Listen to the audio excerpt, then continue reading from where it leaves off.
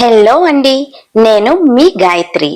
ఈరోజు ఒక మంచి గేయ కథతో మీ ముందుకు వచ్చేశాను. గేయ కథ పేరు రామచిలుకలు. రచించినది శ్రీ బెలగం భీమేశ్వరరావు గారు. పాడి మనకు వినిపించినది శ్రీ రాజసింహ గారు. చిలుక ఒకటి వచ్చెను, చెట్టు పైన వాలెను, జామ పండు కోసము కొమ్మ కొమ్మ వెతికెను. ఎంత వెతుకుచున్నను కానలేదు ఫలములు, పిచ్చి పిచ్చిగా చిలుక రెమ్మ రెమ్మ వెతికెను.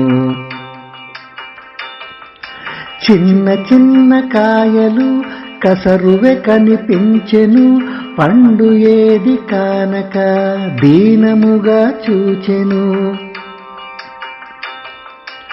ఇంటనున్న బాలుడు కౌసల్య సుతరాముడు, అతడు మంచి బాలుడు, చిలుక బాధ జూచెను.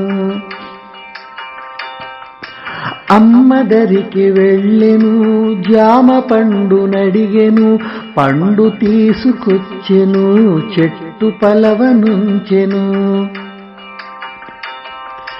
చిలుక పండు జూచెను, ముక్కు తోడ పొడిచెను, హాయిగాను మెక్కెను, సంతసమున ఎగిరెను.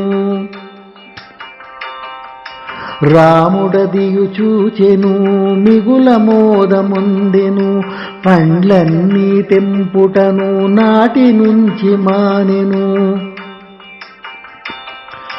ప్రతిరోజు చిలుకలు పండ్లు తినసాగెను, నాటి నుంచి చిలుకలు రామచిలుకలయ్యెను, రామచిలుకలయ్యెను. చిలుక ఒకటి వచ్చెను, చెట్టు పైన వాలెను, జామ పండు కోసము కొమ్మ కొమ్మ వెతికెను. ఈ గేయ కథ మీకు నచ్చిందా? ఇటువంటి బాలగేయాలు, గేయ కథలు ఇంకా చూడాలనుకుంటున్నారా? అయితే వెంటనే వీడియోని లైక్ చేసేయండి. మీ అభిప్రాయాన్ని కామెంట్ చేయండి. ఇంకా సబ్స్క్రైబ్ చేసుకోకపోతే సబ్స్క్రైబ్ చేసేసుకోండి. Thank you for watching.